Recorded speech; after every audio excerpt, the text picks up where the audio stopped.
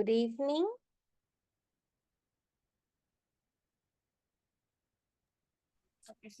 Evening, mom. Good evening. Let me clean my laptop.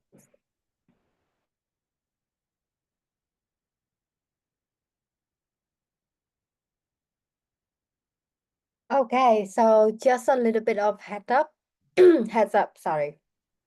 Uh, Today's slide is really long. It's about market research, and about the assignment that I mentioned to you guys.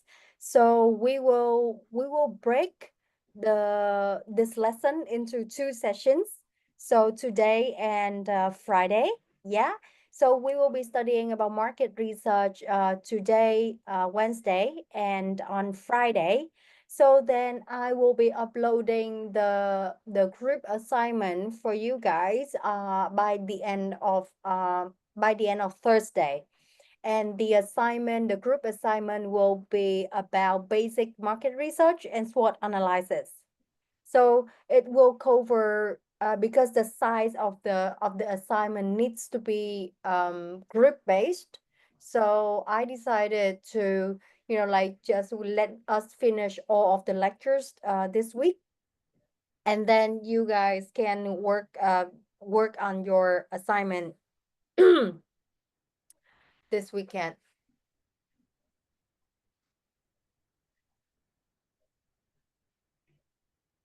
So we have 11 right now. Okay, let me share my screen.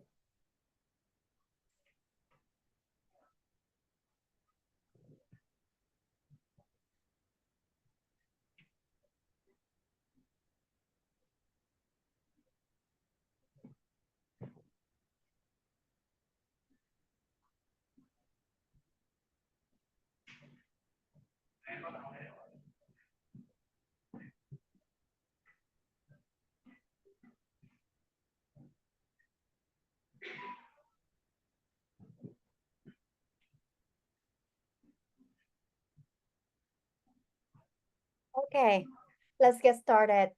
So, the last time we talked about we did talk about like some of the markets and some of the elements that we can put in the marketing plan, and on some of the what we have discussed like elements that shape on what we call MSI, the marketing intelligence, MIS, I'm sorry, the marketing intelligence system, and some elements that are supporting or that help you to support in researching on marketing intelligence, or working more on market research.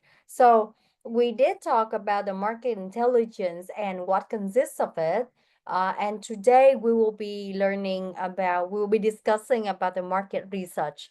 So because market research is a very broad topic, and it is a very important topic as well. So that's why I decided to break it into two sessions, so that number one is to not overwhelm you with the information, and secondly, give you more time to read the slides in advance, so that we can, we can discuss in the class later on. So regarding the access to the drive, I asked the administration team, and they said that the access, like all the access are given to you when you access it by your student email.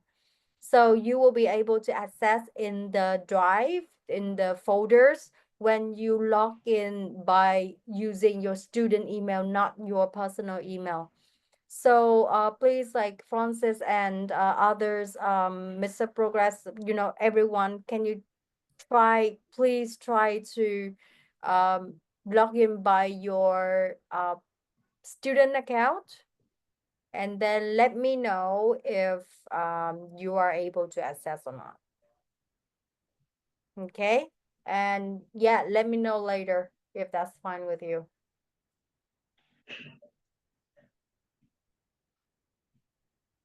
Okay, so some key learning issues that we will be covering today. Okay, let me see the chat. Okay, you log into with your student account. Does it work? Can you see the slides? No. Also no. This is weird. Okay, I think what I can do is give you like access like one by one, because based on what the IT explained to me, that you guys have a like a they put all of your emails into like one group, and then they give access to that group, like the classroom. So basically they said that if you log into the classroom using your student email, you will be able to access. Anyways, I will provide you guys with the access individually. So I will invite each of you. Okay, I think that's the fastest way.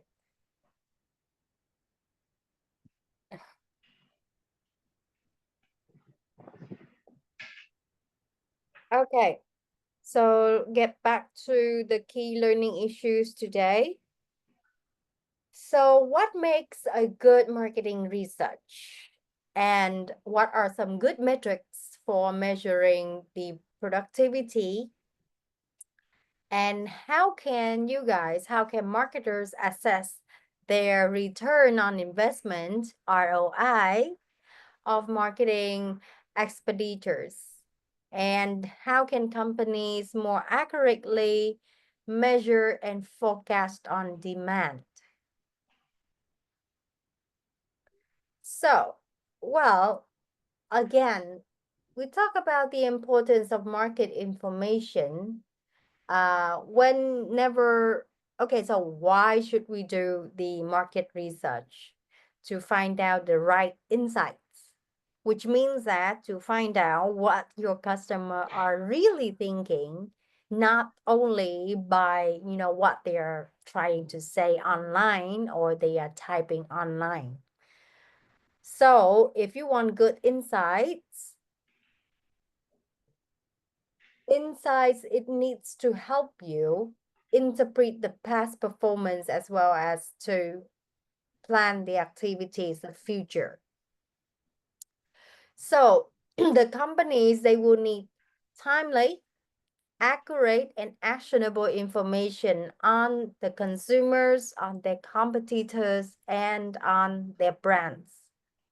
And they also need to make the best, well, possible tactical decisions in the short run and the strategic decisions for the long run. So, like for information on consumers, on their consumer competitors, or even their vendors, external resources, or in order to build any plan, short term or long term, you will need information, and you will need the correct information. So how to define the correct information, we'll talk about that in the session.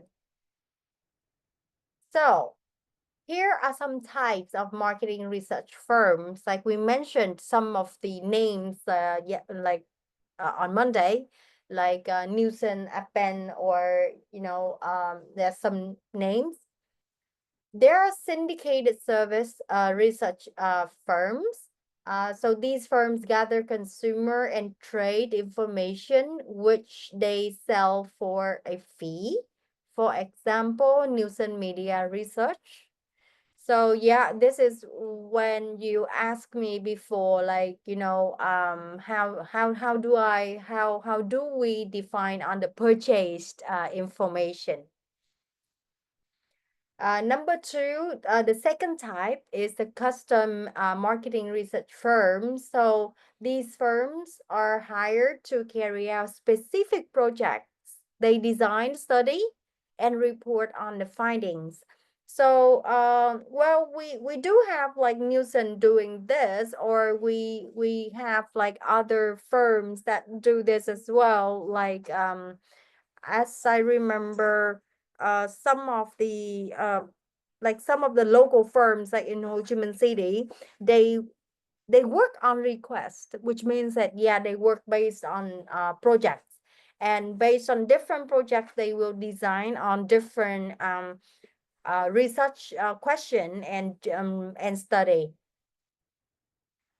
And the third form is a specialty line marketing research firms where they provide specialized research services.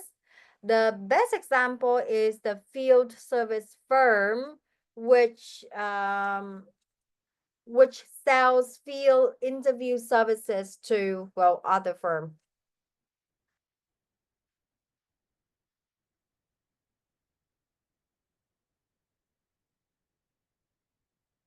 Okay, so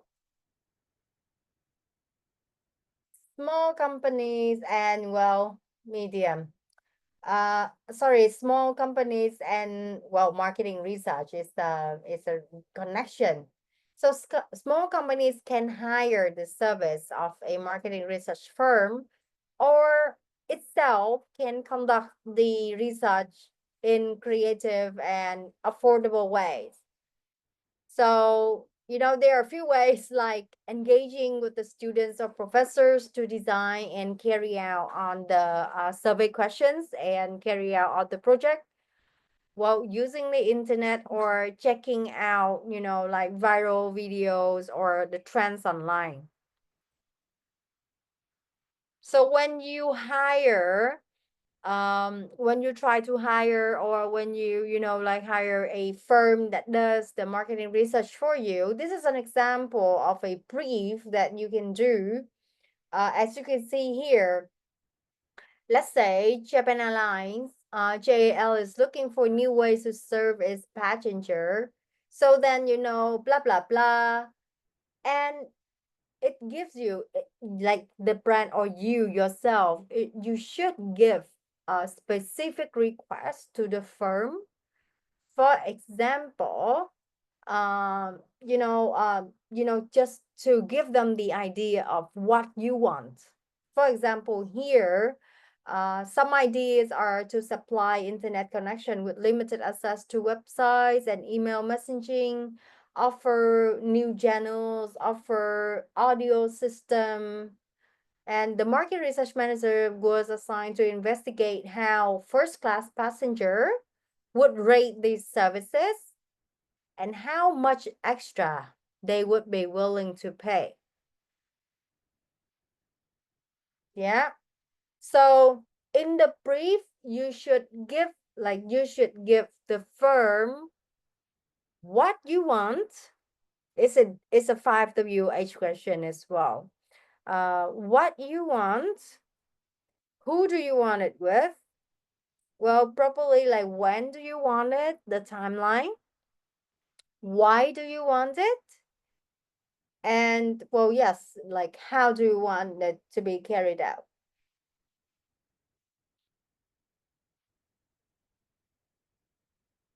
Okay. So here is the process of a marketing research. You can also find it in the figure 401 in your book. So there are 5 steps. Number one is to define the problem. What is wrong? What needs to be done? Like what needs to be done? What needs to be improved? What do you need to do? So that's this, to define the problem. And then from there, you will develop a research plan. Okay, so here is the problem. These are the people that I want to study. This is the geographic. This is where I want to study. How many people do I want to study? How many people do I want to survey? How about 100? can I do 100 in 3 months? Can I do 100? Like, can I survey 100 in 1 month? How? By what means? By what channel? Should we create a like a questionnaire or a survey, an online survey in order to send it to them? Or should we send out, a survey and then, sit down with them to discuss? We call it focus group discussion. So once that you are able to like name out all of those requirements and elements of a research plan, you will start to collect information using the means that you plan to use. For example, questionnaire, survey, online survey, um, face-to-face discussion. So once that you have the data collection, that's the phase. Once you have the data, will be yes. Okay. Once you have the data, you will need to analyze on the data. For example, okay, so I interviewed 100 people, and I let's take an example of the Japan Airlines. Yeah, uh, we interviewed about 100 first-class passengers. Only 25% of them are willing to pay about to pay extra for internet online, but 40% of them request that or require that they have non-stop or high-speed internet on board so that they can answer their email or work up on the sky, for example.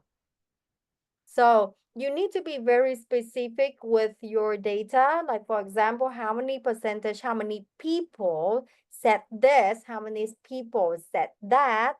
So, from the data, you need to analyze the information so that the information and the numbers can tell you something.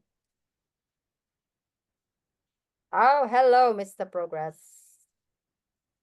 And finally, you will need to present them. To present them, you will have a lot of ways.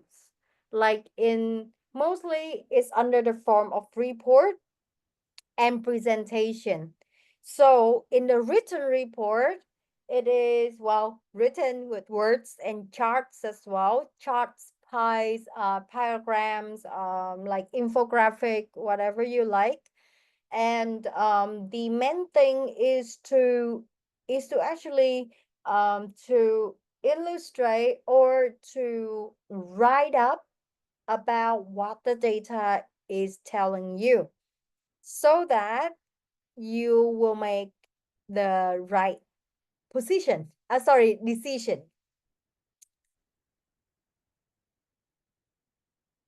So yeah, I just covered like most of the step, but anyways, step one actually is to define the problem, decision alternatives, and the research objectives. What do you need it for? Why do you need to carry out? So, marketing management must be very careful not to define the problem too broadly, too big, or too narrow. Some research is exploratory, which means that it goes into just, shed light on the real nature of the problem and to suggest like possible solutions or new ideas, which means that, whenever you run out of ideas and you need new ones, that's exploratory. Some research is descriptive, so it seeks to ascertain certain magnitudes. Like for example, the Japanese airlines case, where you have specific, problems, and you need to seek for, ideas or solutions based on that. And the research, when some research is just like causal, so its purpose is to test a cause and effect relationship. So this in this research, the causal research, normally it falls into the stage where you already have the solution for something. You just need to test whether if it's going the right way, it's going the right way or the wrong way, or like positive or negative way. So develop the research plan. The research approaches, there is something called the primary data and secondary data. So primary data, you can collect them through observation, focus group discussions, surveys, online or offline. Behavioral data, well, what people talk about, behavioral data like like buying or purchase behaviors, that you collect in store, like when observing them buying, or based on your internal company's internal information as well. And well, experiments can be, like can be like real experiments, like for example, um they sometimes have experiments like in store, yeah, where they, let's say, there's one product that is always placed up on the shelf, small product, like for example like jam, like strawberry jam, yeah. So whenever I go to the supermarket, and the jam is always on the shelf, although that some of them is very small like this, and they are normally placed at the like separate, like along shelf like this. So one time that I noticed that they put like the small jam like this small jar, like tiny jar like this, yeah, with the small and tiny spoon. They put all of that small jars in a basket and place it next to the bakery, like the bread shelf. And I do notice that some of the buyers, including me, starting to, like when we buy bread, and then we looked at the jam, and instantly that I took three of them. Like, because like my mind was about like, okay, I'm having bread, so how about having it with jam? Simple like that. But yes, as like as a marketer, or like when you do even like e-commerce or commerce or in-store commerce, experimental experiences like that can help you a lot in making timely adjustment, especially with with products, or with the late season products, or with new come new season products as well.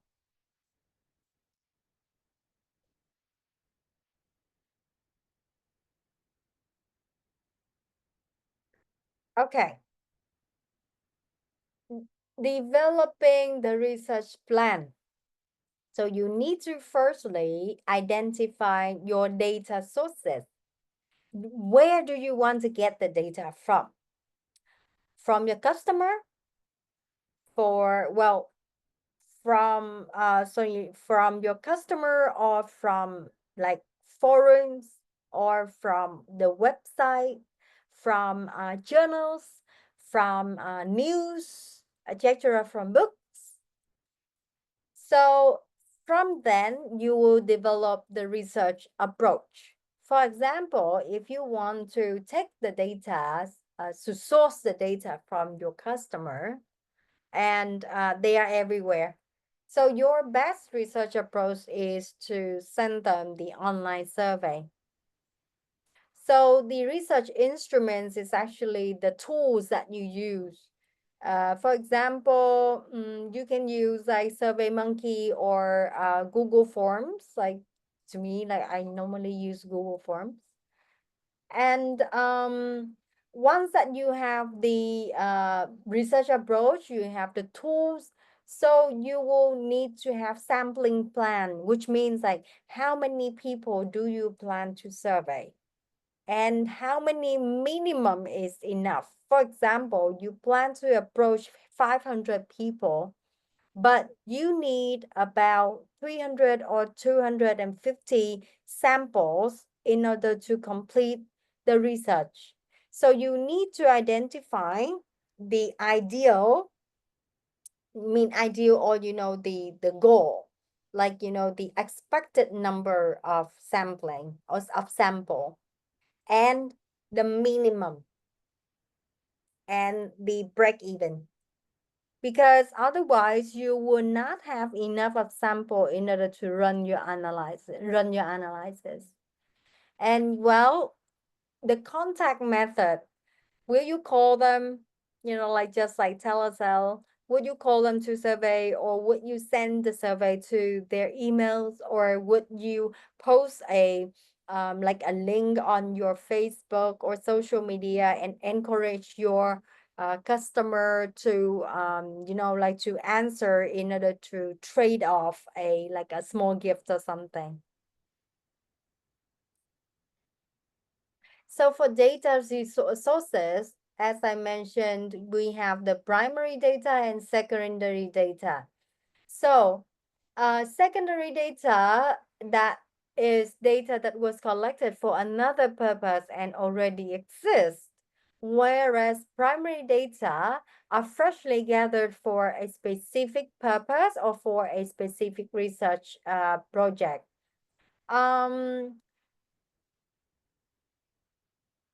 If you break it down like to like simple words, primary data is the data that you're mainly looking for. And secondary data is data that suddenly comes along on the way, like along the way where you talk to them. Yeah, when you talk to people, when you do the survey, when you talk to people, like new ideas or new additional information might come that can support on the main data.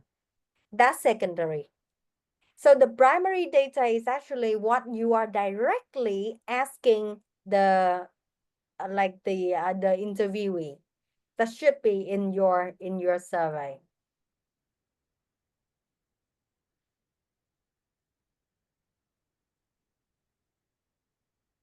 Yeah, these approaches: observation, ethnography, focus group, survey, behavioral data, experimentation. We talked about this. Well, observational research can be gathered by observing relevant actors or settings. Ethnographic research is a particular observational research approach that uses concepts and tools from social science to provide a deeper understanding of how people live and work. So focus group, well, not really, like from 6 to 10 people, but in each different project, you will be able to have like, let's say, you send the survey to 100 people, and then there's this group of about 40 of them that has quite the same, yeah, has quite the same answers, interests, background, demography, blah blah. So you gather them all together, break them down into like smaller groups so that it's easier to talk to. So these people are is being carefully selected based on their demographic, psychographic, and other considerations, like, same income, same interests, or quite the same interests. Yeah. And we select them actually by the survey that we send out. You guys will see the patterns of like, of them answering the questions. So once that everyone is gathered for a discussion, a research moderator would provide a more in-depth questions. Yeah, in-depth question, because all of the like common normal questions we already ask in the survey. When you have someone like people sitting down, agreeing to sit down to talk to you, basically those information is very valuable, trust me, because once that you be able to gather all of them, which means that they have something to say. So they, the moderators will need to, give the right or the, like questions, like in-depth question based on the answers of the people. Yeah. And the moderator has to track down potential useful insights as they try to discern the real motivations of the consumer and why they are saying and doing certain things. Yeah.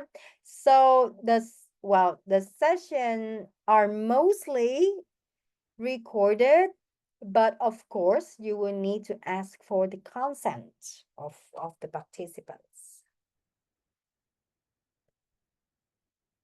Yeah.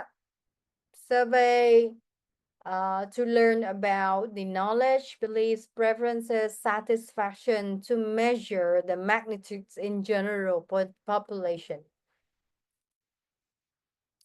So the customer will leave the traces of their purchasing behavior in store scanning data, catalog purchase, or customer database. So you can tell and learn a lot by analyzing those data. And the customer's actual purchase reflect on their preferences, and often are more reliable than statements offered to marketing researchers. So what this sentence is saying is that trust trust the real thing, okay? Trust on the data of what they buy. Like they can tell you that they like this thing, like like product A online. They like product A, but then most of them buy product B, which is actually cheaper. So look at their actual purchases numbers and data because it reflects on the real thing.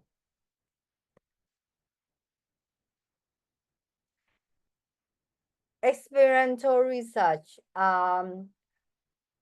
The purpose of this research is to capture the cause and effect relationships by eliminating the competing explanation and the observed findings. The experiment called for selecting matched groups of subjects or people, subjecting them to a different treatments and controlling on external variables.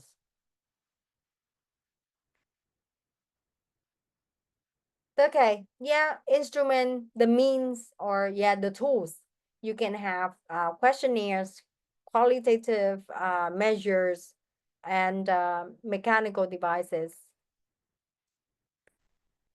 A questionnaire. What is a questionnaire? It is a set of questions presented to respondents. And be flexible. The questionnaire is, you know, the most common instrument to me until now to collect primary data. Because when you design, so this is a very important thing that when you design your questionnaire, uh, don't be too generic, but do not be too specific as well. Give them the space and the time to answer the question. Actually, yes, when you do the questionnaire, my suggestion to you, my advice to you is to put yourself in the shoes of the respondent. will you be willing to answer like a 50 question, like 50, like 5 pages of questionnaire with like 50 questions? I don't think so. So,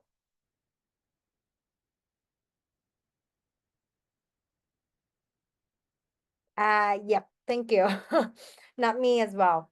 So because during my research time in the at the institute, I have received many of the surveys sent by my fellow researchers.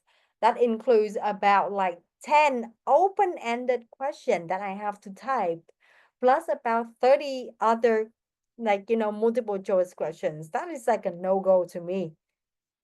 And even if I have to do the questionnaire, I would do it not, like, to be honest, we do not have the time and the patience in order to do that. So when you do the questionnaire, carefully choose the question. Okay? Carefully choose the question, the wording, and the sequence as well. Yeah, what the sequence, which means that when you ask a set of questions, try to put them or to group them by topic. Yeah, if you ask a following up question, you should group them up. Not like, okay, you answer one, two, three, and then four is a completely different question, and then five, six, seven, and then you go back to the first topic. That's very messy. Hmm? So that's why the form of the question can influence on the response as well. And you should use both closed-end and open-end question. Here are some types of questions that you can consider. Well, to me, in most of my research about willingness, like, willingness to do something, I normally use Likert scale, which is actually to, like, to rate the agreement or the willingness, like, from, like, disagree to strongly agree, like 5 stages. Otherwise, in most of the questionnaire sent out to the customer, especially asking for their satisfaction, or, asking if they like or don't like something. um my advice is actually, when you ask for the satisfaction, do not use a yes or no question. That would be, sorry. Oh yeah. So that would be very dangerous. Try to use the rating scale. Yeah, rating scale, like, oh, excellent, very good, good, fair, or poor. Yeah. Or, yeah, you can use the Likert scale as well, like rating your willingness, like, to retry or to buy our product, like, from disagree to, like, like, fully agree. So to me, seriously, I avoid, as much as possible, not to use yes no question. Yeah, and other than that, you will have you can use open end questions, like, what is your opinion about adding, like, adding extra weights on your carry-on luggage for a, like, for a 5-hour flight, etc., like, for example, like that. And like, word association, well, I rarely see this for a long time. Or yes, you can ask by, like, do sorry, presenting them with a sentence, not a question. Like, for example, when I choose an airline, the most important consideration in my decision is, or when I decide to go to a new restaurant, the most important thing that I consider is blah blah blah.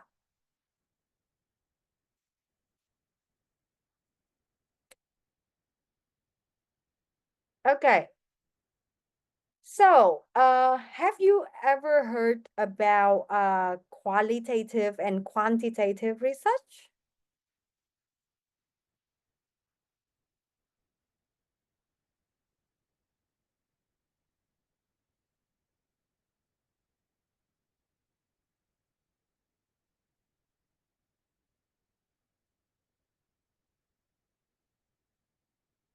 Okay. No. Anyone else have heard about these two research methods?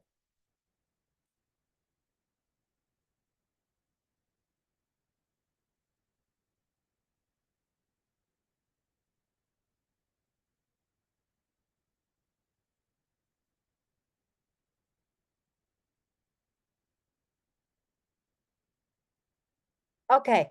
So, uh, qualitative and quantitative are the two most basic research method in the researching field. So, qualitative, actually the quali stands for, I have it wasn't clear to me. Okay. So, quali is actually the quality. So to me, right, I normally explain that like quality is like quality. So when you talk about like quality, you talk about clues. You talk about clues, you talk about like conversations, discussions, you talk about um non-numeric data. For example, uh when you do a survey, you will be a like you will look into more specific numbers, right?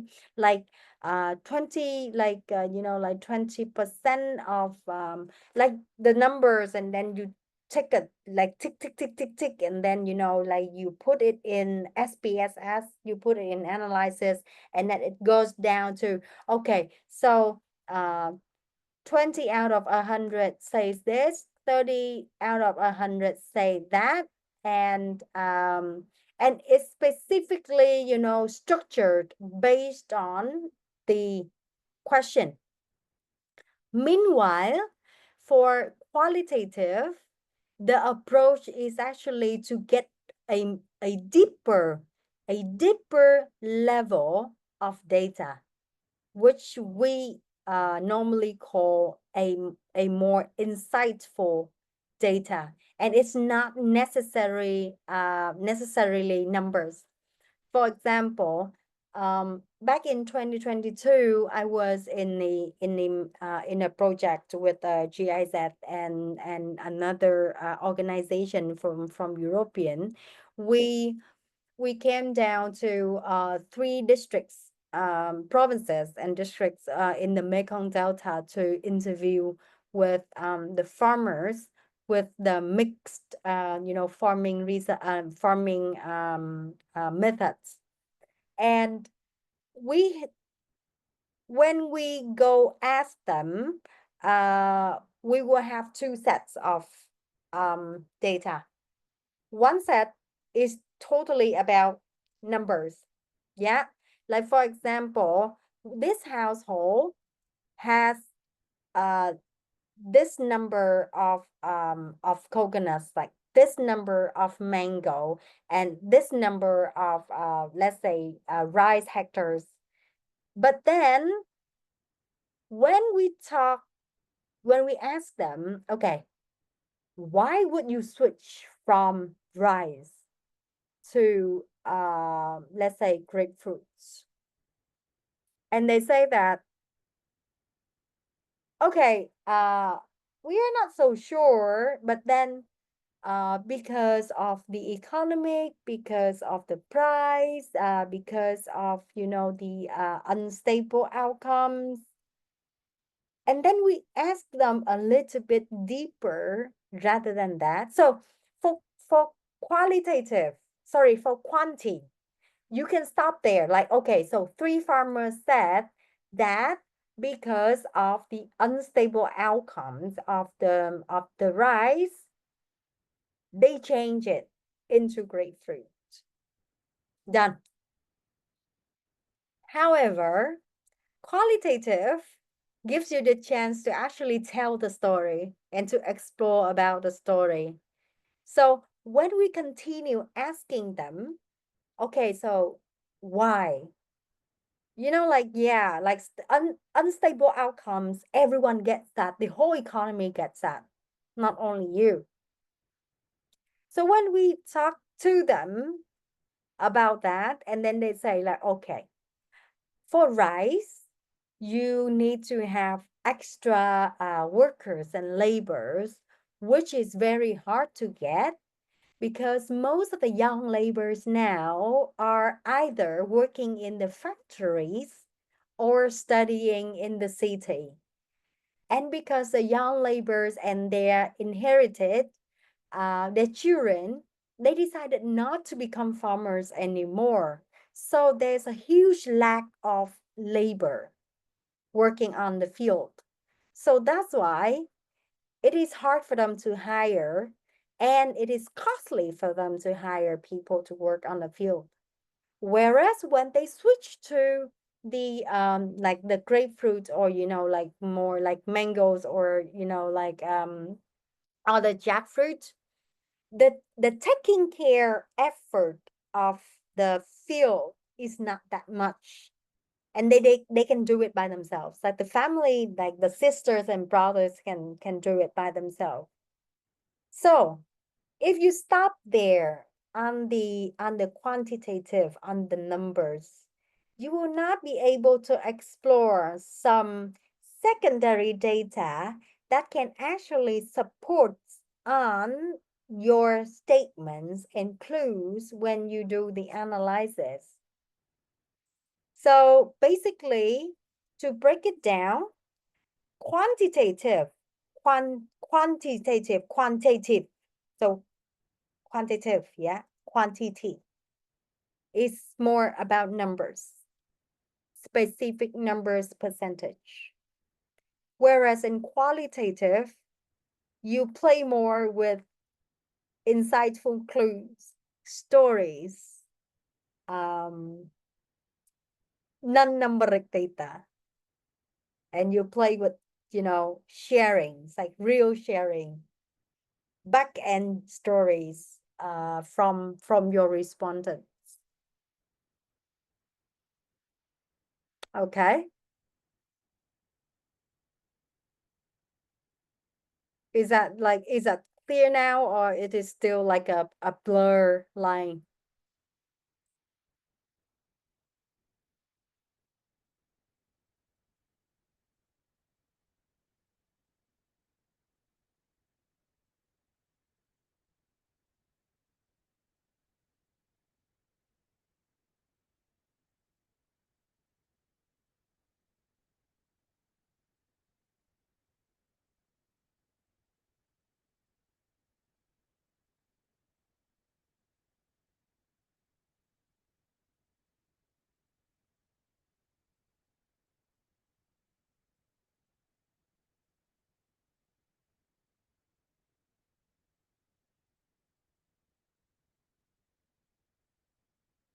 Well, I think if you place it in a structure way, um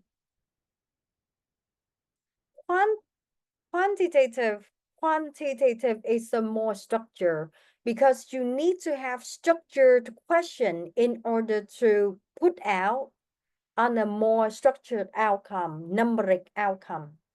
Whereas in qualitative, it is a more of like, like random. Qualitative is more of like a random collection of extra data. So it's vice versa. To what you are saying now is vice versa. It's the opposite.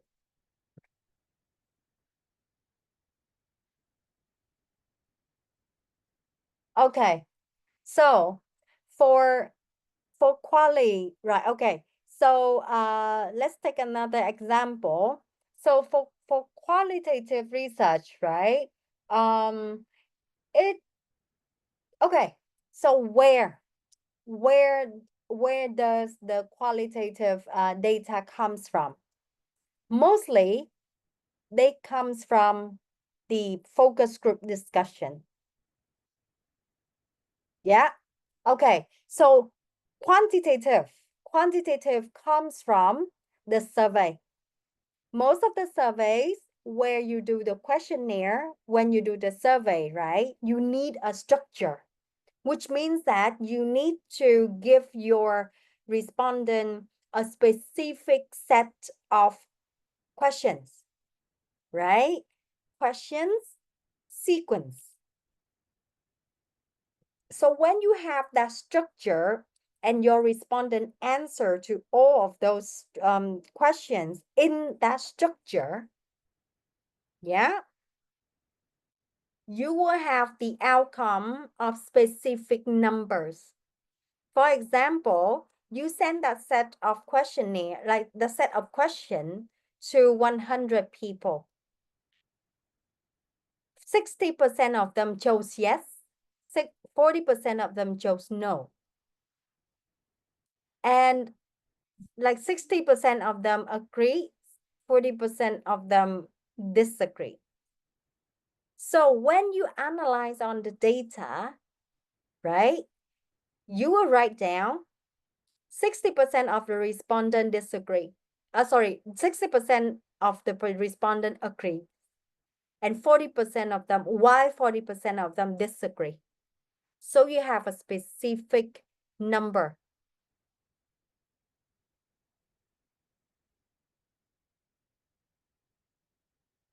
Yeah. So meanwhile, okay. So then, for example, you pick those people in the 40% of disagreement, you pick them out, put them in a group, right? And then you ask them, okay, so we send out a survey asking if you like or dislike our product, and you said no. So why? Now, please, let's discuss. They will talk about like why they don't like it, the reasons why they don't like it, the like it is because they don't like it because of how it looks, or they don't like it because uh like the functions are not really practical, about the price, etc. So those are qualitative research, sorry, qualitative data.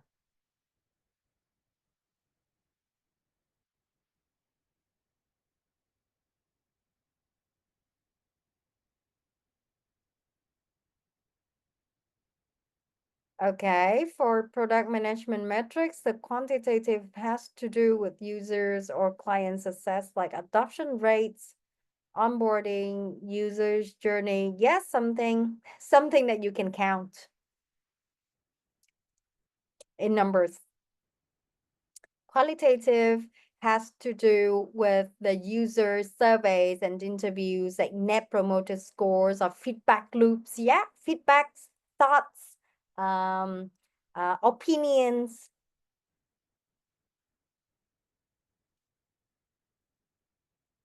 It means a structured question has a target based on a research objective, while the unstructured survey has to be a qualitative based on the random response from respondent. Yes, in some way. So, the first half is correct. Like a structured question has a target based, or a goal that you want to find out. Yeah. And then qualitative is actually based on the response, not the random response, okay? The qualitative would be able to be extracted using the response from the respondent through discussions. Yes, yeah, in short, yes, in general, you can describe it like that. Thank you, Francis. Like qualitative is about like more about like why, how, yeah, and quantitative is more about like how many, how much. Yes. and what specifically? Thank you.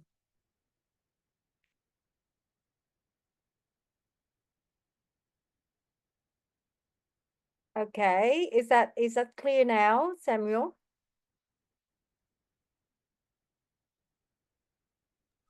Yes, it's clear. It's clear. I got it. Okay, okay. Thank you.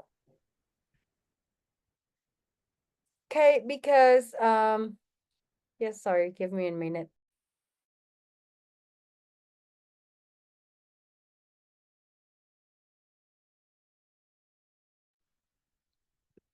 Yeah. So because basically in my back in my master and even in my research, qualitative and quantitative research has the whole different is a subject. The research method is a big subject that we have to study, and like it's it takes a lot of time to break down, or to be specific on how it works. But thank you, class, for making it quite easy. So there's some like limits, sorry, limitation of the qualitative research. um the in-depth insights have to be tempered by the fact that the sample size is limited, which means that we're talking about like a small group discussion. Yeah. The question of interpretation as well. So the oh, no, no, no, no, no, no, no, no, no, no. Okay. So the qualitative measurement, it would measure on the association, projection techniques, visualization, brand personification, and laddering.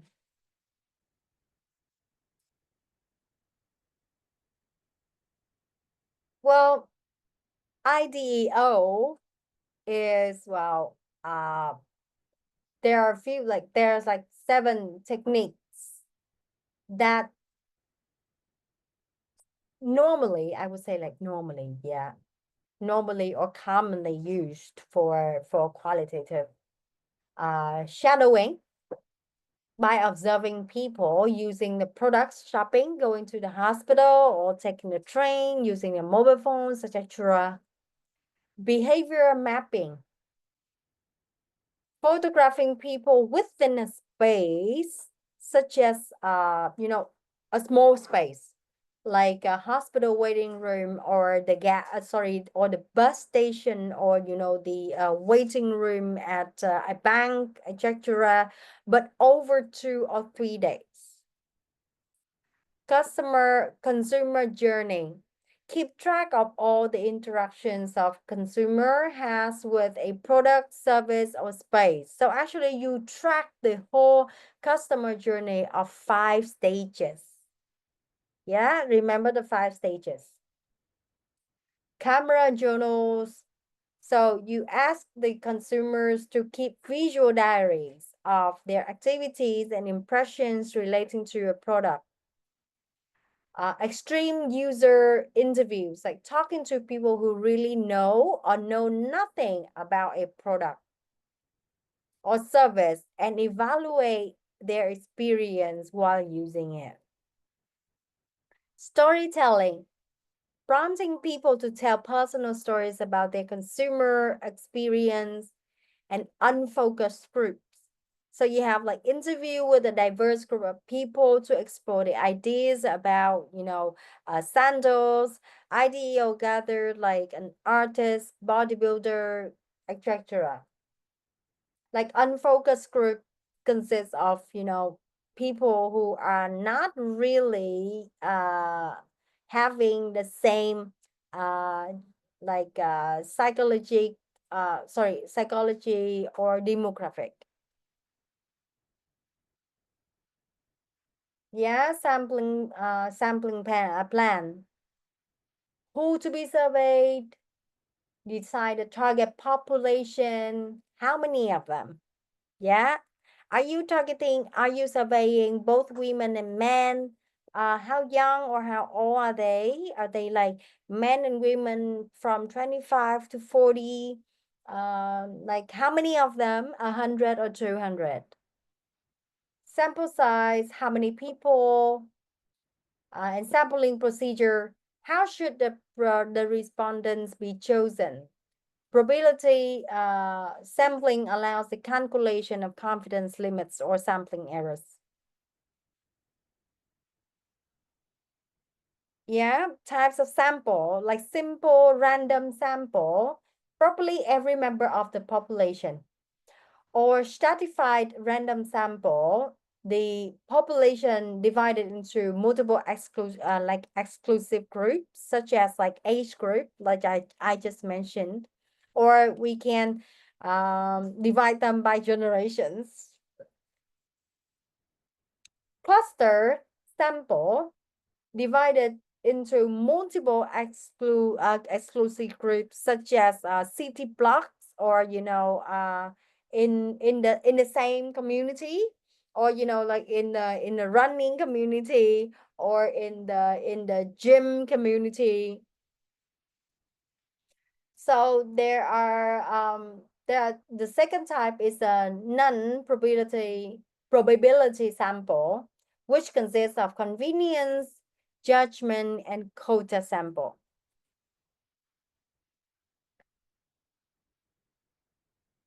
So yes, contact methods. You can contact them by email, calling them by the phone to interview, or you can set a meeting and then to meet them in person to interview them, or to online interview.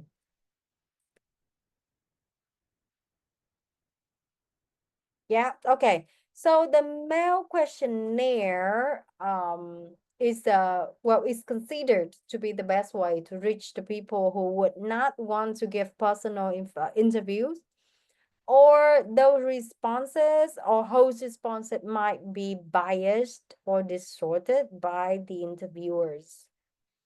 So actually, sending out the questionnaires through the email gives them the time and the comfort to answer your questionnaire. And yes, of course, if you give them the time and the comfort, the response rate can be very slow, or sometimes low as well, when they tend to forget. Well, personal interview can be offline or online. This is actually the most expensive method when you have to make arrangement and to set up the meeting. However, the personal interview, to me, holds the most valuable information and data, and actually the best way that you can extract as much possible data as you can. So there's like a pros and cons of online research. So there's like the pros is when you do the online research, it's cheap and it's fast. So the people can be more honest online than in person, and more versatile. But the disadvantages is the sample size. It can be small, and it can be prone to technical problems and inconsistencies.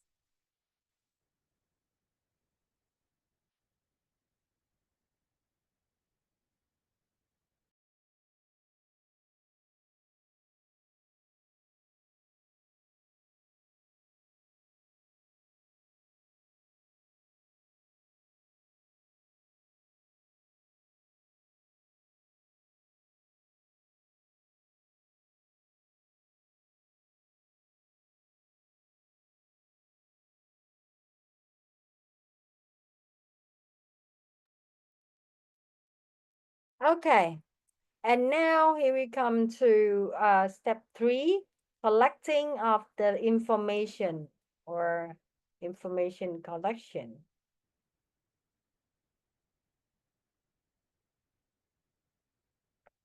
So it's a duplicate. So the data collection phase, it can be very expensive. And, getting the right respondents can be a big headache sometimes. And when you do the data collection, the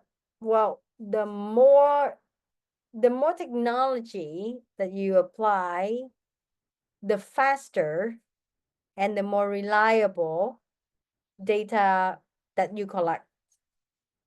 And but do pay attention to the protection of the personal data of the respondents. You need to be very transparent about that.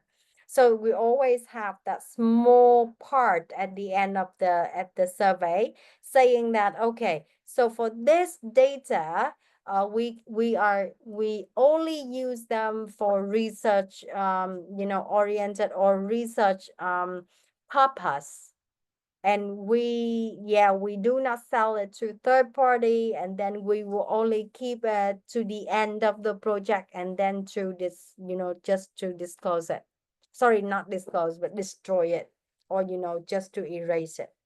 So there will be a small part where you ask for the consent from your respondent, and you be transparent about how you use their personal data, because trust me, this is a very sensitive thing when you do the market research.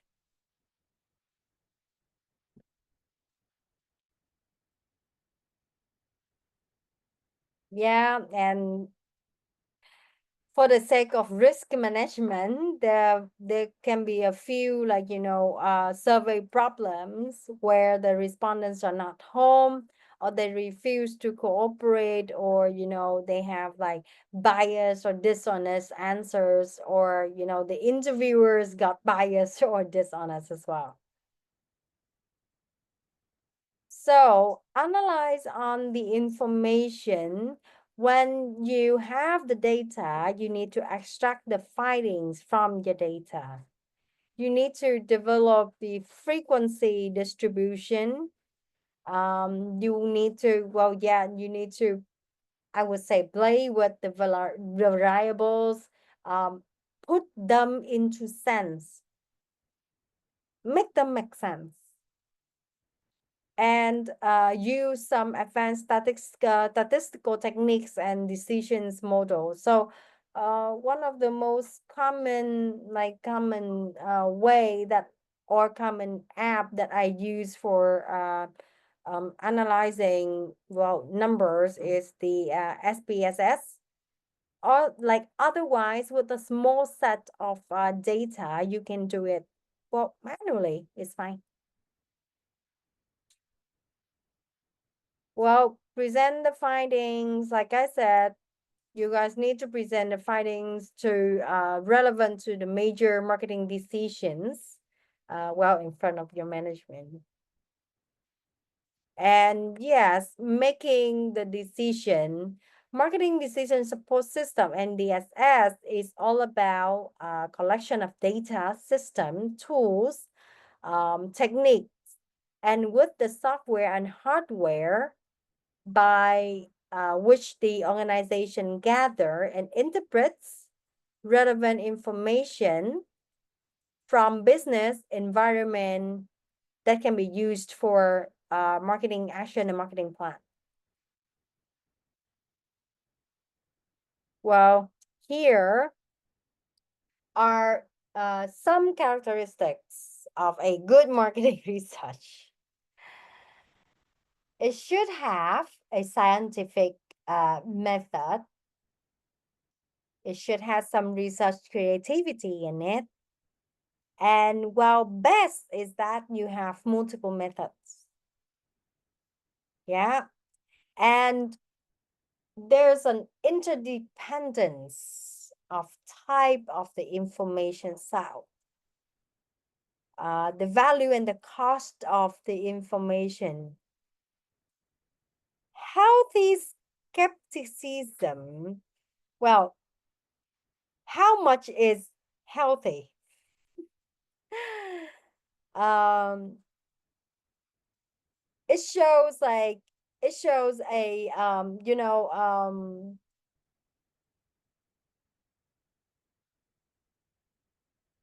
mean, uh don't be too like don't be too open, and don't be too skeptical. However, sometimes, I would not call it like skeptical, I would call it like determination. um there's like it's better, it's good if you can show like a healthy determination towards the clip assumptions made by the managers about how a market works, because they are alert to the problems caused by some marketing myths. Yeah.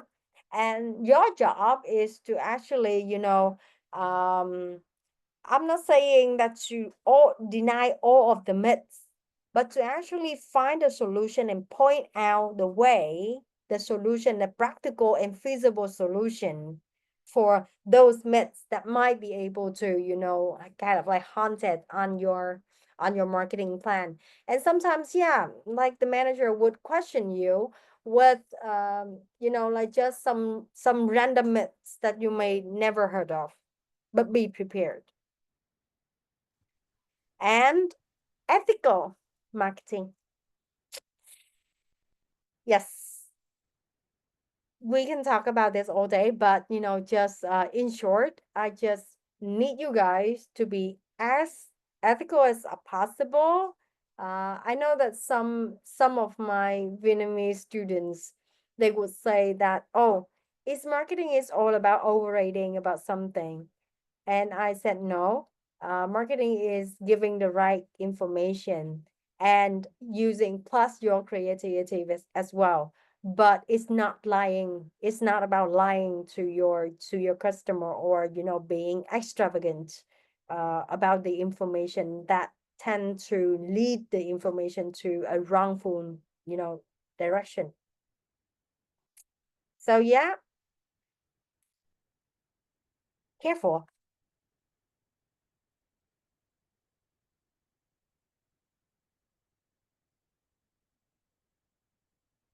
So, reasons to improper the use of marketing research.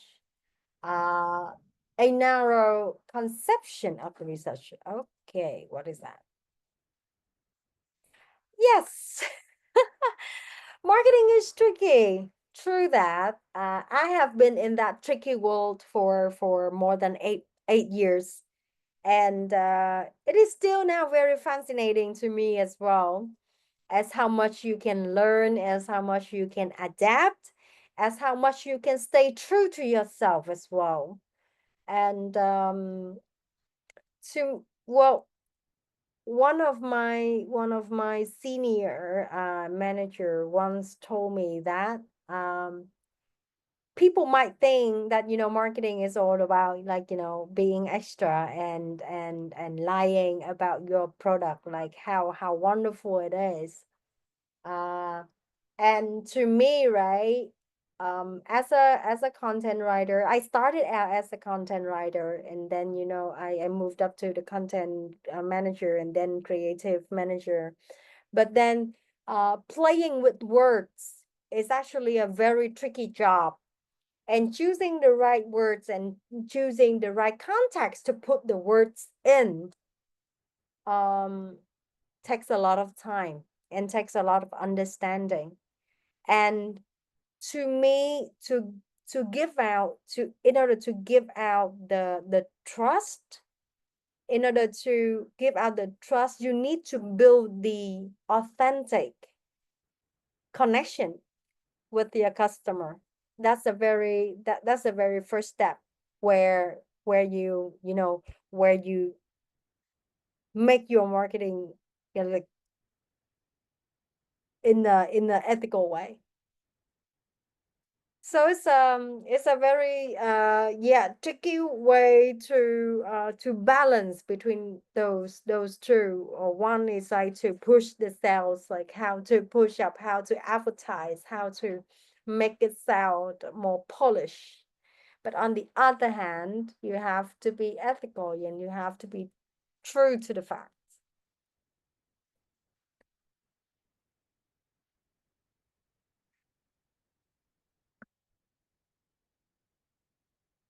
Okay, so for these extra information, you can read it further in the slides. Okay, so how about marketing research? Why is it challenging in Asia? So for a few reasons that we can think of, unreliable and lack of reliable secondary data. So here, why? Like here, sometimes that when people are asked with direct question, they tend to answer it directly. Yeah, but when you ask further, which means that you ask some like more of like, you want to do the qualitative research and then you want to ask why and how, and then they give you mixed signals. They will give you mixed signals and mixed answers as well. So yeah, not really reliable secondary data. And database might not be comparable cross national, like nationally. And until now, I would not say like poor research infrastructure. However, it can considered as the when we build the questionnaire, we haven't put enough of thoughts in it, so that the most of the questionnaires to me are time consuming, and sometimes they are not logical. And yeah, cultural differences in response. Like we said, like the lifestyle can be caused like by culture as well. The behavior can caused by the culture as well, and some external factors, social economical factors as well. So, well, it depends on the variations in research capabilities. Some of the firms has very like good capacity, like research capacity, while other firm has limited network, or limited um capability to approach, or to contact, or in order to persuade the respondent. And there's high rates of change in the marketplace, whereas in Asia, you already know, like we like in Vietnam in specific, we are a fast growing country where many things can happen overnight. So the solutions for that: try to have sequence piloting and adapting and rollout of surveys regionally. So not really regionally. So my own experience is that when I design a research survey, right, or a research questionnaire, when I finish it, I tend to send it to, a few of my friends who are already, who are researchers as well, to take a look, or to do the survey. And then they give me the feedback. Is it too long? Is it too short? Am I asking a lot of questions? Am I asking a lot of stupid questions? Yeah, if if I am, I need to adjust that. Yeah, adapt, and yes, try to adapt and adjust. Yes, it's a question of validation, and it's actually a pretest as well. And yeah, use external validation of data sources, and use samples on future demographic profiles, and try to invest on research capabilities and infrastructure. Okay. How to measure the marketing productivity? So a very important task of marketing research is to assess the efficiency and effectiveness of the marketing activity. So most of the time, the marketers are being held accountable for their investment and must be able to justify the marketing expenditures by to senior management. And marketing research can help to address this increased need for accountability. Two complementary approaches to measure marketing metrics and marketing mix models.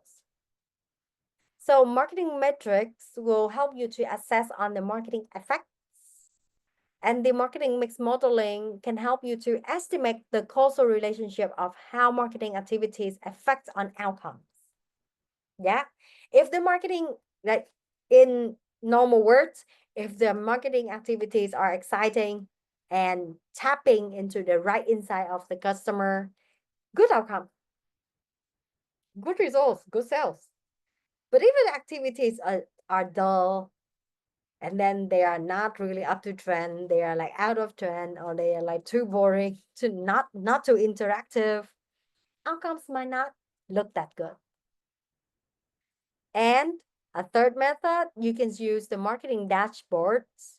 It is actually a structured way to disseminate the insights gleaned from these two mentioned approaches within an organization.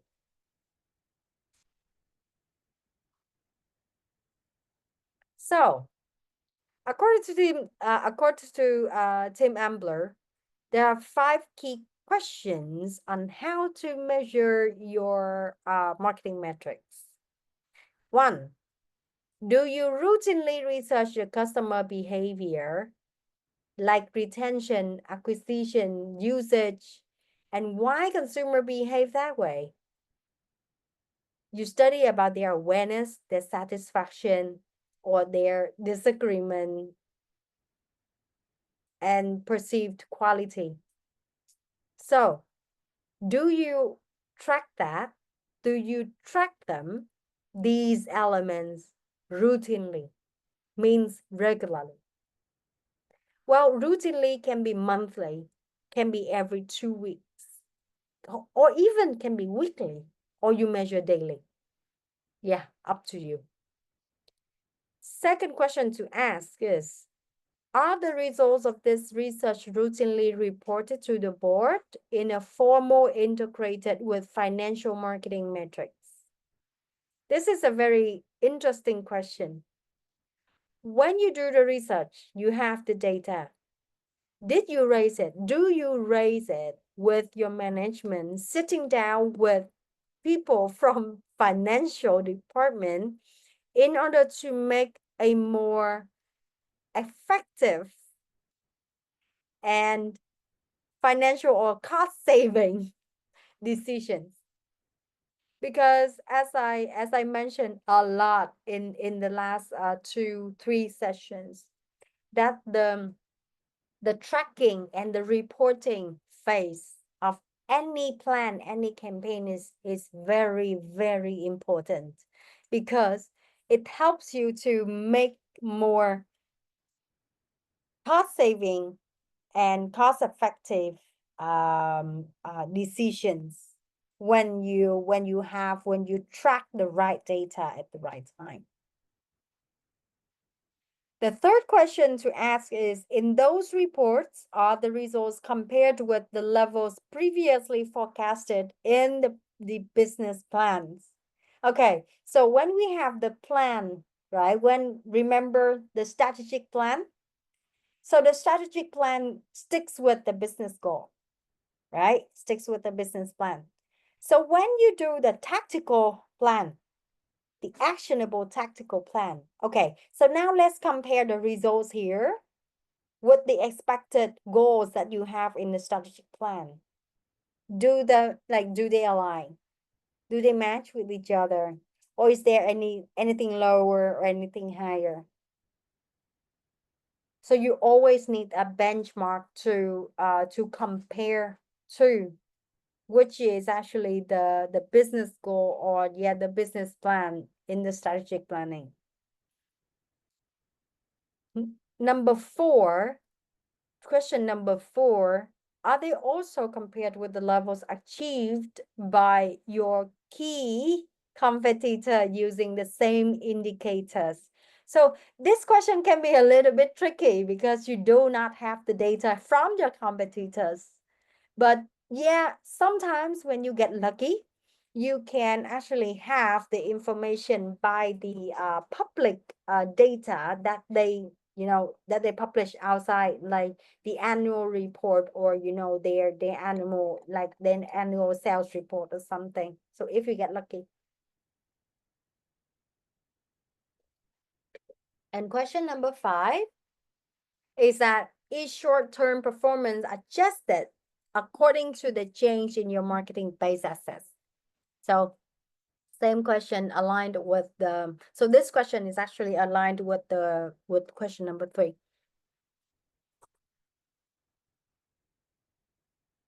So here are a few marketing metrics that you can use to measure in your marketing plan. The awareness, market share, relative price, number of complaints, or level of the dissatisfaction, consumer satisfaction, distribution availability, total number of customers, perceived quality, loyalty, relative perceived quality. Marketing mix modeling. So marketing mix models analyze data from a variety of sources, such as retailer scanner data, company shipment data, pricing, media, and promotional spending data. There are 3 shortcomings of marketing mix modeling. Yes?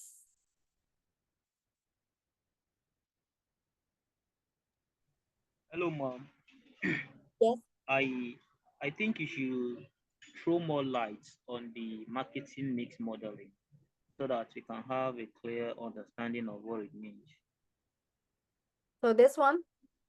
Yeah, Oh, yeah. Throw more light on it. Just explain a bit of it so that we can have a clear understanding of what you're saying. okay. So the marketing mix modeling. So you remember the marketing mix, the 4 P's, right? So yes, so we have the people, the product, the price, and the promotions. So apart from let's say, for example, the people, right? The people is the consumer, our customer, right? So we may have the data from internal sources, like the data that we collect, their demographic, their income, their preferences, right? Yeah. So yeah, when it comes to let's say comes to the price, okay, so also still with the people, you can also track down on the data from the retailer scanner data, which means that what are their preferences when they buy the product in the retail. Like the retailer scanner data can tell you more information comparing to what you are having right now internally. For example, for like, let's say for like one product, right, in the retailer scanner data, they can tell you, okay, so during which season your customer buy more of this product or buy less of this product. So do they buy the product in promotional, or in the like sale season, or they buy it full price, or like how do they buy it, which means that they buy it like one by one, or they return to buy it after a few days, or they buy it monthly, or they buy it like weekly. those information can come from external resources, for example, like retailer scanner data. And that information, like, okay, so for example, company shipment data, when your customer buy it, right, bought the product, so how do they normally ship it home? For example, would they buy a single one of them and ship only one home, or they normally buy a bulk and then ship it home? And then, or do they buy it, do they buy one and carry it at home? So whenever, let's say, when the shipment company delivers it to their house, is there any feedback? Is the packaging too thin? Is the packaging too tight? Or is so easy to break? Or is very firm? Is very okay? Etc. So those information are extra relevant information that you can use in order to put into your primary data.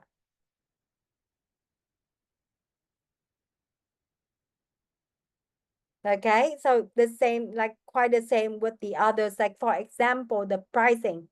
So whenever you set the price, so let's say you sell the product for 10 bucks.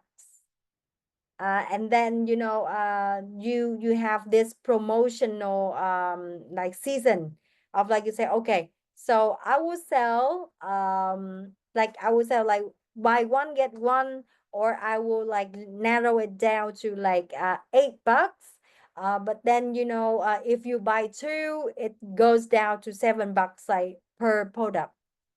So you set the pricing based on the stock that you are having, and based on the demands, like the buying demands from your customer, that can come from the retailer scanner data. So basically, the retailer scanner data, company shipment, pricing, media spending data, those are external resources for information. Yes, thank you. Like the fusion of the Salesforce as well.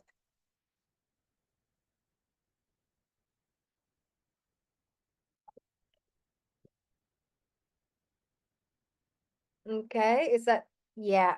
Okay. Is that clear to you?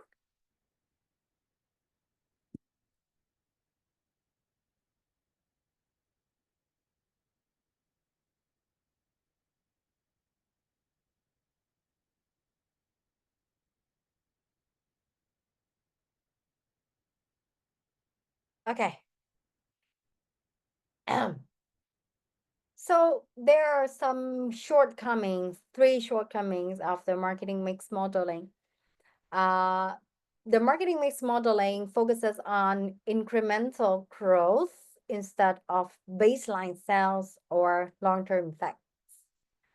And the integration of metrics such as the customer satisfaction, awareness, brand equity into the marketing mix modeling is quite limited. And the marketing mix modeling generally fails to incorporate metrics related to competitors, the trade, or the sales force. The average business spends far more on the sales force and trade promotion than on advertising or consumer promotion. This is very true. I got my budget cuts many times because they always say that, yeah, focus more on, the like promotion, like trade promotion.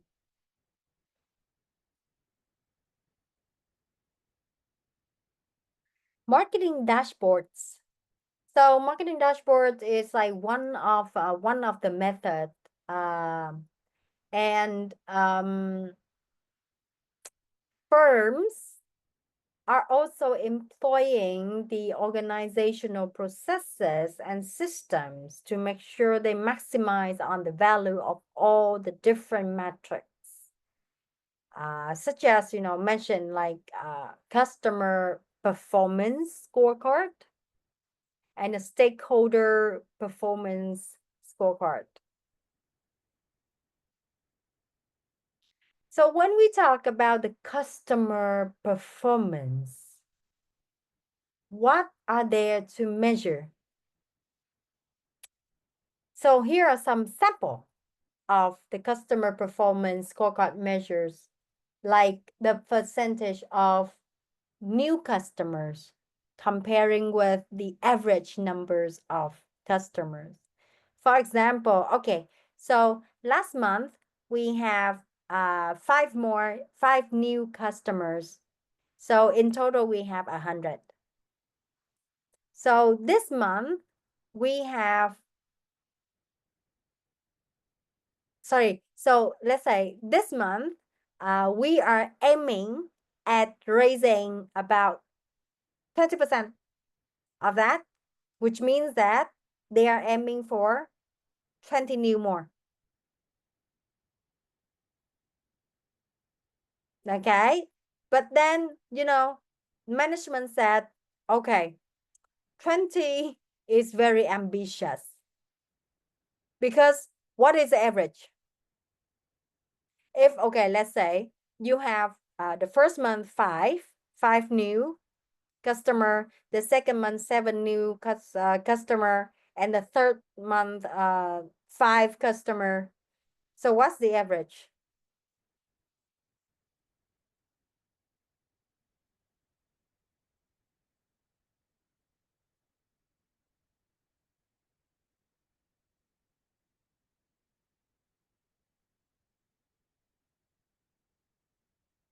Yes, the average is about 5.5 or 6. You have about like 17 new customers per 3 months. So basically, yes, this is how you do the scorecard, and this is actually how you do the smart goal as well as MIRT. You need to based on the average numbers of almost everything. Like for example, here percentage of new customer, percentage of lost customers to average numbers of customers.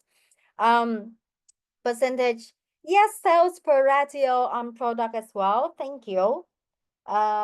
Percentage of win back customer, percentage of customer who are dissatisfied, neutral, satisfied, or very satisfied. That's like on the Likert scale. And yeah, percentage of customer who say they would recommend the product to others, etc.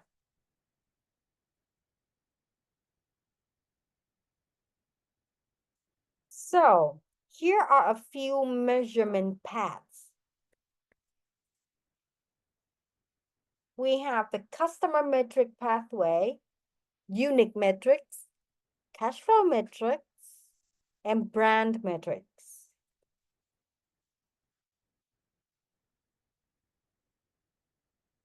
This is ad hoc efforts. Well, these four type or the four pathways of marketing measures. If you take a look at the customer metrics, it's actually the hierarchy of effects. We study on the satisfaction and experience, attitude and behavior, segment migration, normally customer centric. When we use the unique metrics, we focus on the unit. Yeah, like cost per unit or product category sales or margin optimization. When we do the cash flow metrics, we focus on the cash flow. We focus on the program and the return on investment of the program and the campaign. Media mix models and portfolio optimization. When we focus on the brand, using the brand metrics, we measure on the brand image, and attributes. We focus on the equity drivers and financial valuation.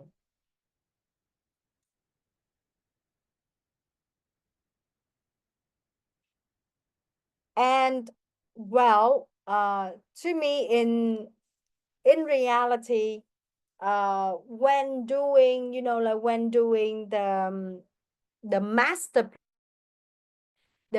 plan, then I tend to apply most of these pathways, but then I have to pick out what is important, what is or what are important to the plan at that point when I am doing the plan, in order to, like in order to pick the correct one. Like, you do not have to apply everything here in the photo. Yeah, choose what is or what are applicable. So let's say this is an example of a marketing dashboard, which is actually very old. So let's say this is a product metrics, and then you have like bake racks here, and you have bottles and crates. I'm so sorry, this is so blurry.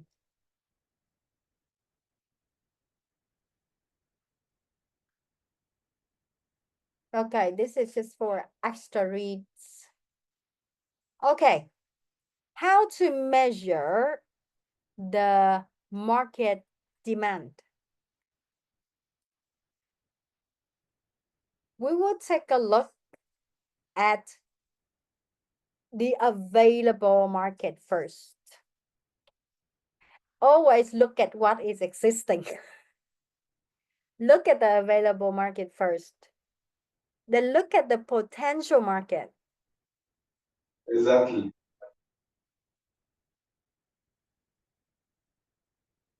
And then identify look at the target market and penetrated market.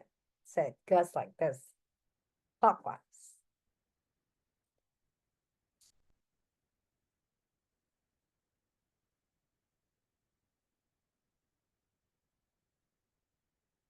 No, this is, nope. Sorry, I forgot to delete this slide. This is really theoretical.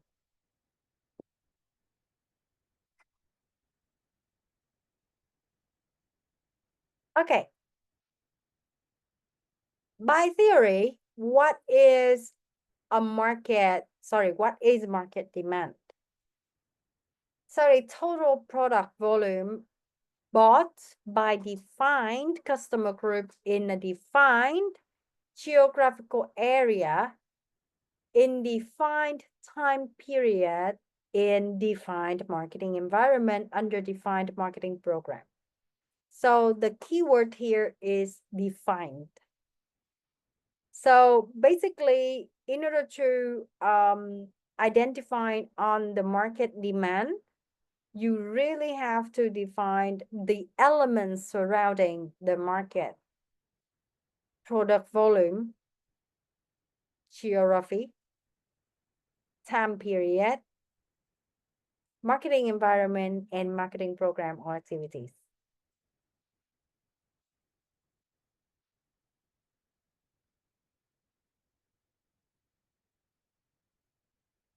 Okay.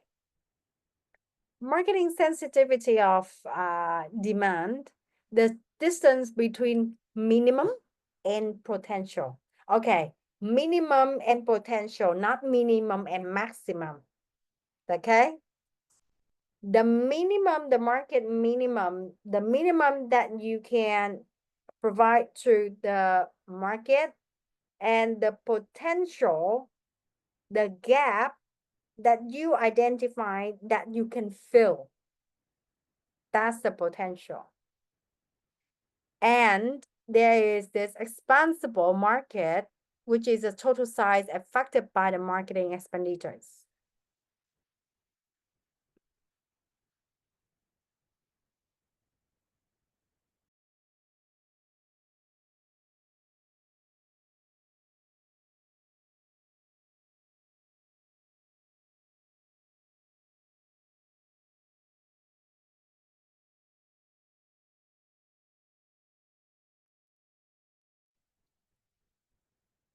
And there's the market penetration index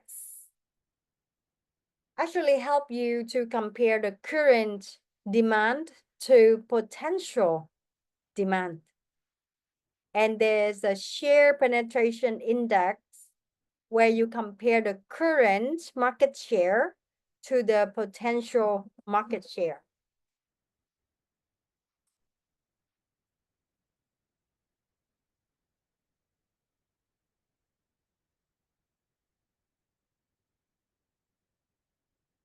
Well, yes, the first column, right? Focusing on the customer. Oh, yes, thank you. All right.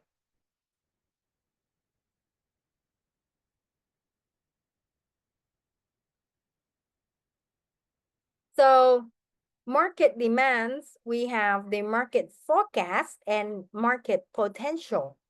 So market forecast is the expected market demand. You forecast, which means that okay, so based on this number or this data set from last year, let's say the sales number from last year and the growth of the product within the first 3 months, you expect the growth of this product in the next 6 months is about 40%, which you assume that or you expect that the market would demand that 40%. So you need to base on, when you do the forecast, you need historical data and you need specific historical data. And for the market potential, that you see the potential where it is the market demand from the high expenditure, like more, like it needs more effort with little demand. So which means that when we are talking about the potential, we are talking about a more unsure expectation, but unsure but reasonably uh proven by clues or by data, by research, that there is this potential growth in the next 3 months. So that's the market potential. So forecast is that you are about, let's say, 60-70% sure based on historical data. While market potential is that you expect that, or you see that with, okay, a little more effort, I would put in a, little more effort to turn it into a potential market.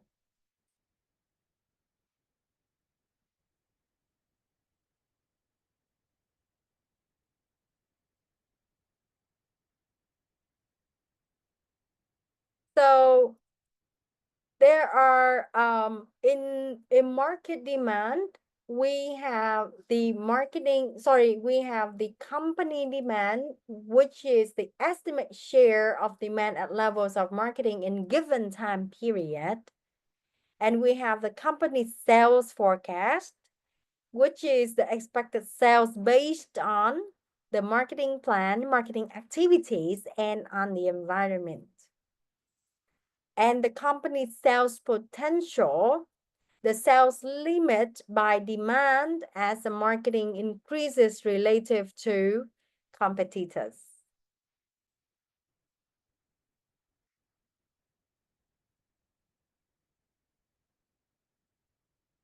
So total market potential is the maximum sales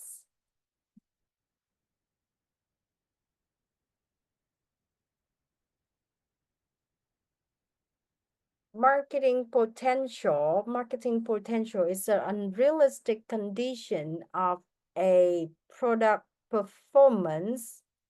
To me, it's not really unrealistic. marketing potential actually shows a possibility, like possibility for a product to perform, if there is, if it is proven that there is still a market demand, and there is still, a potential in the market share. Well, of course, it is conditional, because marketing is about enhancing, right? Enhancing, or to push out the product as much as possible using the right strategies. So when you decide to do that marketing plan, you have to based on certain conditions, which is, for example, the sales. If the sales is not good, why would you waste money to do the marketing on that? If the product is not good, if the sales and the product is not good, why waste your time? But if the product is good, there is a potential of selling that product on the market, and it's proven that in the past, that in the period of time, you have sold that much of product, sorry, that many of products already, which shows that there's a possibility or a potential percentage of selling that product. That's where the marketing jumps in. So you do not do the marketing just for the sake of it. You have to based on like information. You have to based on like sales data as well.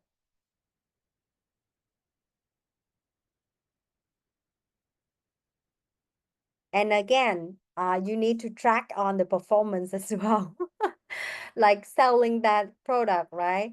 And then you have to track on whether, if okay, so I'm doing this marketing strategy, is that, does that affect positively on the performance, on the product performance, or is it like affecting on a negative way on the product performance? You have to measure that as well. So yeah, I don't think it is unrealistic.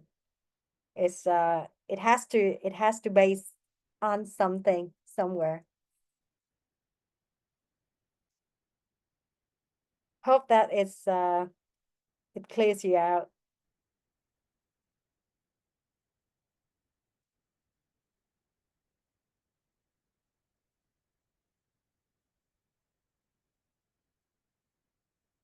Okay, thank you.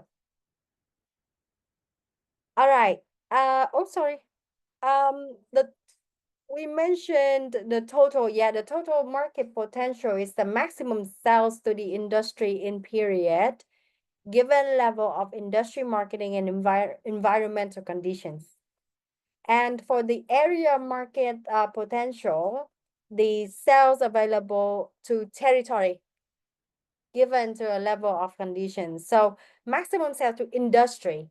Industry is very big. And area market potential is like a more specific geographic wise.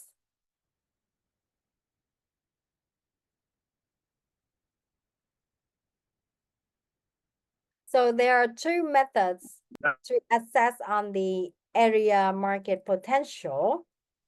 One is one method is called the market buildup method.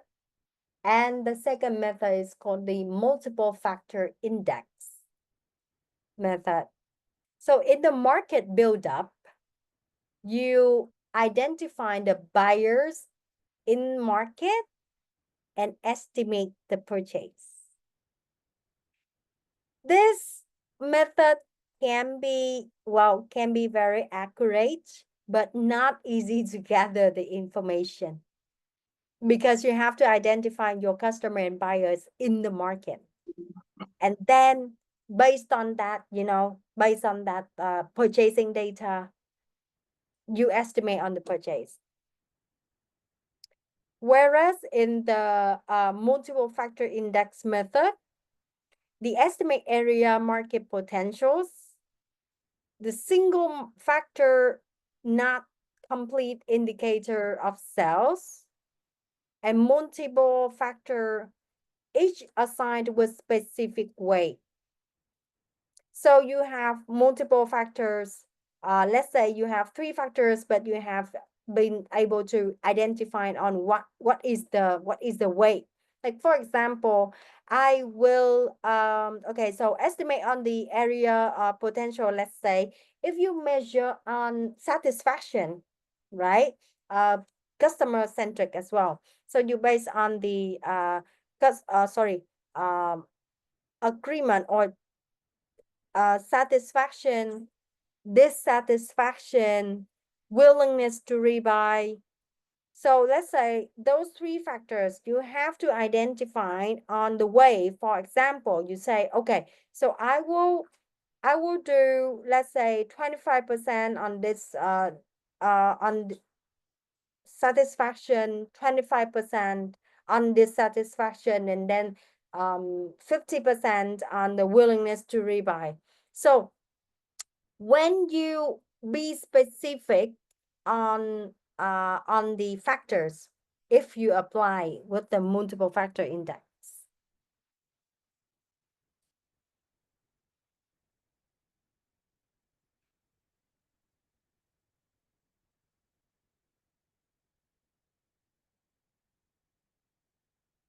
Oops, I'm sorry. Okay.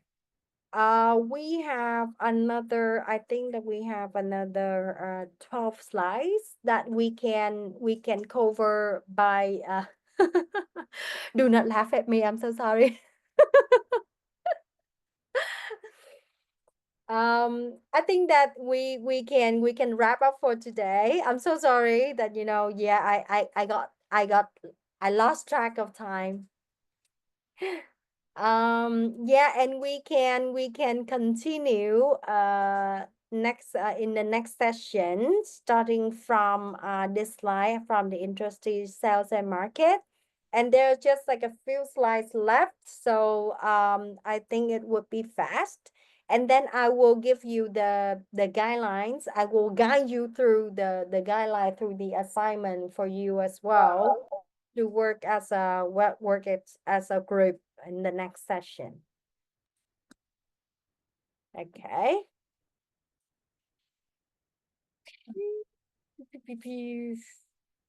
Now, I'm so sorry, this is a 9 already, and I need to do the attendance check.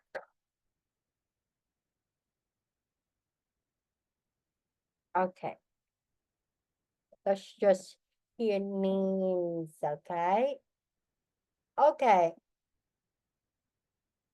Onuepu Emmanuel Uzoma, you're hearing. Yes, I'm here. Yes. Daniel Junior, Daniel. Yes. Yeah. Samuel Echo, you are here. Innocent Inkena, you're here, right? Yeah, I'm here. Yes, yes. Tohib Shola, I saw you. Mintat Kaing. Yes, teacher. Yes. I'm present. Thank you. Kim Myo and Okapang. Yes, I know you guys are here.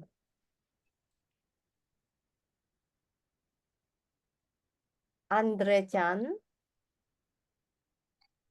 Yes, Chair. Yes. And Thong, right? This woman I just Yes, sir. It's Tom. Yes, Thong. Yep. Oh, I remember now. Ola Cholo. I'm here.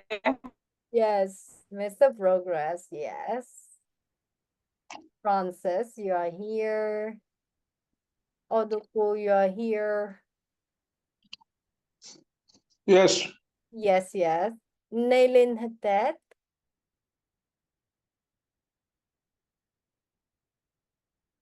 Nailin.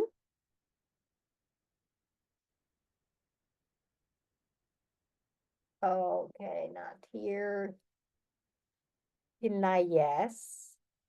Chola Yi. Yes, Chair, I'm here. Yes. And Sheena. I'm here. Yes. Okay. Oh yes, Samuel. I need to do attendance check and I go and rest as well. It's been a long day for me too. Okay, everyone. Thank you very much. I'll see you Friday. Have a good night. Thank you, Chair. Have a good night. Yeah. Bye bye. Good night. Bye-bye. Bye bye. Good night.